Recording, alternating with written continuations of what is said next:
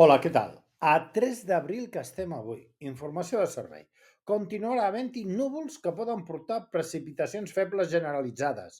A la tarda es tornaran més disperses. La cota de neu podrà baixar momentàniament fins als 1.600 metres, tot i que tendirà a pujar cap als 2.000.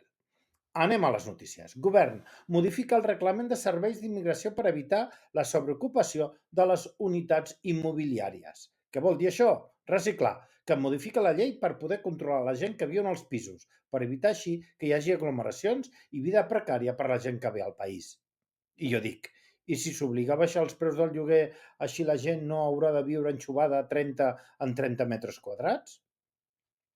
Més coses. El CAE, Centre d'Art Escaldes d'Engordany, celebra el seu 20è aniversari amb una exposició retrospectiva d'artistes nacionals i internacionals. Sense cap mena de dubte, és un dels espais referents al país, on han passat en aquests anys més de 246.000 visitants, amb un total de 164 exposicions. Una mica de cultura no està malament. Va, som-hi, aneu-hi, si podeu. I acabem amb el judici contra l'excap d'inspecció de la Caixa Andorrana de Seguretat Social, que ja ha arribat al seu final amb la sentència del Tribunal de Corts.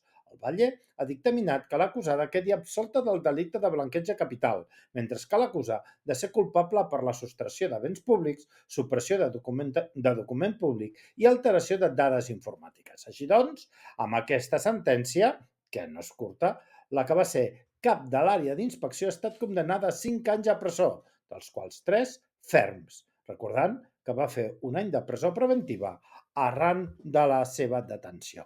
Déu-n'hi-do. Va, acabem aquí, que anem tard. Demà ens tornem a posar més i millor. Adeu.